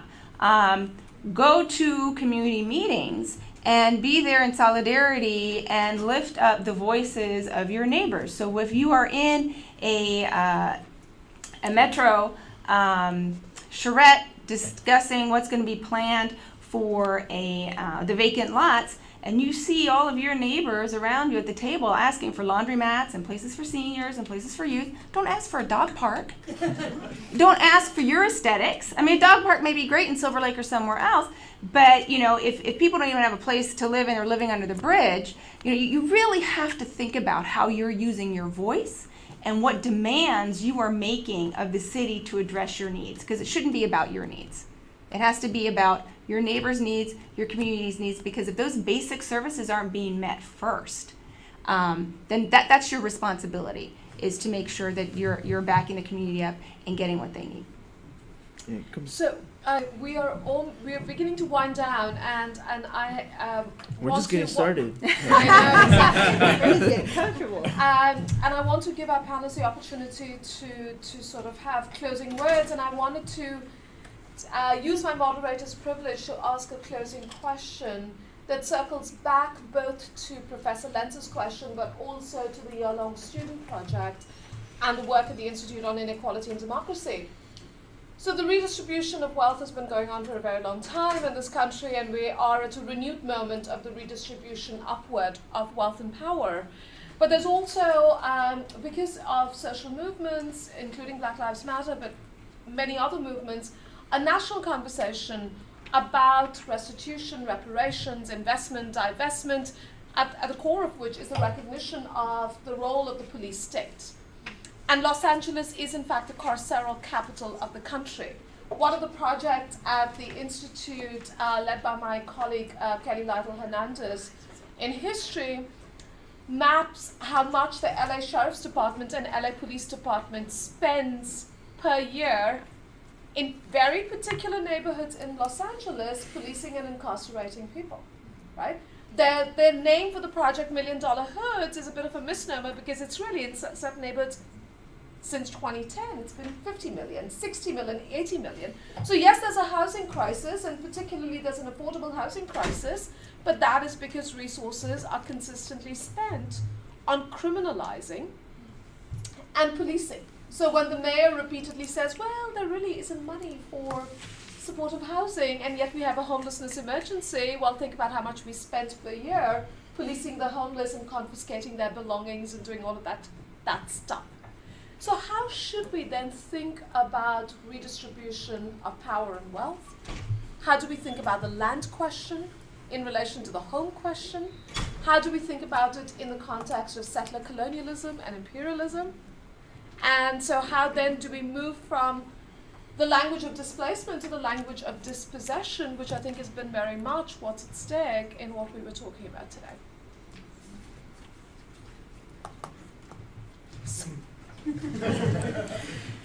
Well, I think one of the biggest forces of gentrification that we didn't touch upon was Metro, right? Metro and their contracts with the sheriff department and the criminalization of communities of people of color. Metro also is one of the biggest stakeholders of land in Boyle Heights and their possession of it through eminent domain and displacement, and the fact that, it's crazy how they have these code words, right? With the expansion of the so-called red line, they redlined our community by taking Johnson's Market and the Brooklyn Theater, right? And they just left these lots for over 28 years, on Brooklyn Avenue, which is Cesar Chavez now, empty lots for over 28 years. Then they come with the vision of El Dorado, the gold line, right? Coming in and they still haven't developed those other lots because they're waiting for the property value to go up and then sell it to the highest bidder, right? But they take more land than they actually need, and through eminent domain. Right? They take more land than they actually need, so they have excess of land once the metro stations are done, and then they turn around and they sell it to the highest bidder. So, not only that, but the fact that they have these contracts with the sheriffs, and these sheriffs now are permitted to come into our communities, right? Before, the sheriff department wouldn't come into the city, right? You had this division, right? If there was a crime on Indiana, the sheriff would say, well, that's on, that city, that's Hollenbeck Police Station. Hollenbeck Police Station would say, well, he's technically on that side. And nobody would, But now with the metro coming in, you have these, the sheriffs coming in, and so it's this high policing of our communities. Do we need to redevelop, or we need more green space? That's another question. Do we need more housing in an already condensed area, or do we leave it up to green space? But is the metro going to allow for these green spaces to flourish when they're trying to flip their investment, right? And nothing they really didn't invest. And so those are the kind of questions. I mean, I'm not an urban planner. I'm not a redeveloper. I'm just, a resident, who sees these things, and I don't have the answers, but I am frustrated, and I do get angry because of the injustices, because of what I see, of the constant criminalization of our people. These ridiculous laws of eminent domain and how they take our properties away, and the criminalization of the youth, the high dropout rate in the high schools in our community, and this has been consistent for years. The East LA walkouts happened in 1968 to demand a better education. This was over 48 years ago, and there's still a high dropout rate. This was a corporation; they fired everybody, right? But no. You're talking about people of color. You're talking about the education of kids of people of color who have been lead poisoned, who have been criminalized, who are incarcerated. So I don't know about these empty lots. But what I do know is that we have an injustice in our community. What I do know is that we're frustrated. What I do know is that we're not a zoo. And that's why people get upset when you have people coming into our community and viewing us outsiders instead of coming in and talking to us, instead of reaching out to us. Because that's what it feels like when you have these food tours and bike tours that come into our community and they're not willing to look up to us and come and have a conversation with us. Instead, they point at us from afar, describe us and what we eat or how we live. We're human beings. We're approachable. We are angry, but we're angry because of everything that is going on. We're human beings, and we deserve to be treated as such.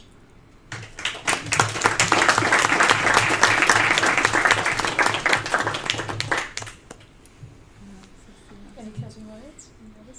Yeah, God, every time Nico speaks, I'm like, because it hits right in the heart, right? I feel like there's a lot of things, and I feel like a lot of the time we don't necessarily see the connections right away, right, between the police, sheriffs, ICE, how they're in place to protect capital, right? They're in place to protect the wealthy. They're not in place to protect people of color. On the contrary, and we keep saying it because, we want you all, and we want folks to finally click into it, right? That they are there to oppress us, right? They are there to also be agents of cleansing within our freaking neighborhoods, right? I know recently there was a case in Boyle Heights where, the sheriffs came in to do a drug raid, a drug bust. However, when they came in, they didn't come in by themselves, right? They also called ICE, right? Homeland Security, Border Patrol, and they took a mother of an organizer in Boyle Heights, Teresa, right? Right now, she just posted bail, $2,000 bail, but I'm thinking, the organizer is somebody who has been to defend Boyle Heights meetings, to actions, who has been an active part of the Immigrant Youth Coalition, right? Who has actively been at rallies demanding an end to the collaboration between police and ICE, right? And this is happening to her. And this could happen to me, and this could happen to any of us here who have undocumented parents who are undocumented themselves, right? The criminalization of our communities and how, again, when the fuck white art came on somebody's fucking gallery, right? How we became targets of y'all are anti-white and y'all are y'all are perpetrators of a hate crime. Right? Gentrification is the biggest fucking hate crime that there is. Okay? Gentrification is the biggest fucking hate crime that there is because it's fucking forced migration. Again, it is not okay. It is not okay, y'all, for people to take our fucking livelihoods, right? And that's what they're doing. They're erasing, right? When we talk about, you brought up something, Nico, the walkouts, right? Stand and Deliver. I think that's one of the movies that they show us all in, in Boyle Heights and East LA, right? And you're able to identify with that, and you're like, damn, those people, they did something for the community, right? And even before we were, politically active, right? We were able to feel some sort of belonging, whether it was through the movement, whether it was through the actual Chicana movement. I don't identify as such, but to those who do, shout out to y'all, right? but you're able to identify and you're able to see yourself. Representation is key, right? And we're seeing that through our cultura, we're seeing that through our movies, we're seeing that through the different movements that come from Boyle Heights, right? I think to lose that, or to even, just fear that that's not going to be there anymore, and the way that people are reacting to that, it's beyond justifiable, right? So I think for us, again, just being mindful about the way everything is interconnected, right? Whether it's Metro, whether it's the police, whether it's ICE, whether it's the sheriffs, whether it's all of these forces, again, they're there to protect capital and the wealthy. They are not there to protect us. So just being mindful and critical of that. I wanted to kind of turn your question just a little bit, because you were talking about power. And so I also kind of want to turn this in a call to action for all of you current and future planners, is planners have power. They have power over our neighborhoods, what they're going to be designed, how you interact with architects. You'll take your plan and then you're going to present that to the city officials and the neighborhood councils and the planning and land use committees for their approval. That's a lot of power that you have. And so I think as you go into these neighborhoods and continue with your careers, what you have to think about when you're doing that is understanding, having awareness of where you are at and the neighborhood you're at. It's not just about talking to community. Yes, you have to do that. But it's about listening and whose direction are you following? Are you following your aesthetics? Are you following what you've been trained to do? What will your design or your plan do to the community in terms of forced removal? Will it bring that on? Will it help mitigate that? Don't co-opt the language of the community. So if the community is demanding affordable housing, what does that mean? Typically that means housing for extremely low income. It doesn't mean these other 60%, 80% AMIs. So don't just accept that. If they're asking for a dog park, but really what does that mean? Maybe they're really just asking for the seniors who have service animals who need a space for those service animals. That's not the same thing as a dog park. But don't throw that demand into some type of box or category that gets turned into something else that we're not really asking for. So you have to pay attention to that. You also have to think, and this is very hard for many of us who have degrees and masters and all of that, you don't know it all. And you don't know more than the community does. I don't care how much training you have, you do not know more than what the community has. There are day laborers, there are construction workers, there is tons of experience in our neighborhoods. And we know how to solve the problems. You're just there to help facilitate and engage in conversations and to bring that about, not to bring in your technical knowledge of how you're going to solve the problem for the neighborhood. And that's very hard to live with. But you really have to think about where you're overstepping some of your privilege and some of your lines. So, I just ask you to think about those things. There are, I left some pamphlets over there in the corner, and I also did bring a sign-up sheet for anyone who would like to come down and support, either through research or learning, community organizing, or just getting a better understanding or volunteering in some way, or who wants to continue these conversations. So I do have it right here, and thank you for your time. Thank you very much.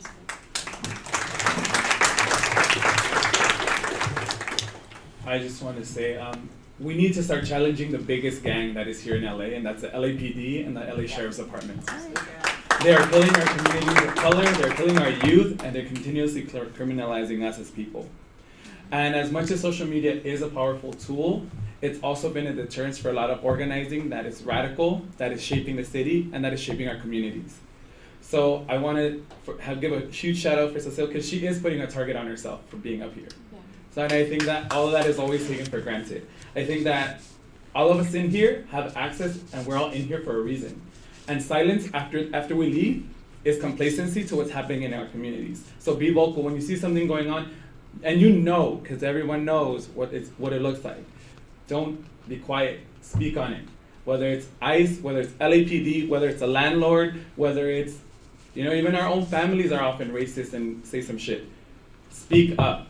And I think that is the most powerful thing that we can do after we leave out of here. Thank you. Shout out to my booth for putting up with me.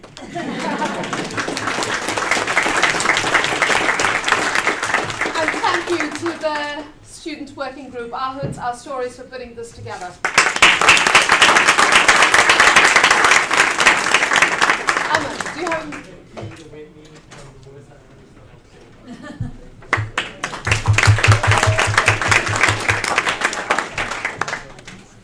One last thing. Sorry. One last thing before we close out. I think since Elizabeth and all of y'all mentioned call to action right now. If you really want to do something, there is another community space called Eastside Cafe in El Sereno, California. Back where kind of in our neighborhood, that is being currently at risk of being sold off to a developer, somebody with more money than the people who have, operated this space for years and years and years, and they have already been in negotiations for trying to buy out that space to try and make it a co-op where people can come in. It's a community space. It's a beautiful space where people come and learn Nahuatl, where they take community self-defense class. It is a beautiful community space, but now it is under threat, again, because of gentrification. Somebody wants to buy it out. We're gonna have the information on the Defend Boyle Heights Facebook group, Facebook page, so you can go ahead and follow us there if you're not following us already, and make a donation. Any amount helps. They're trying to raise $180,000, which is a lot, within the next 3 or 4 days before they get bought off. So if you have any connections to any mommy or daddy money, hey, here's where you can help people.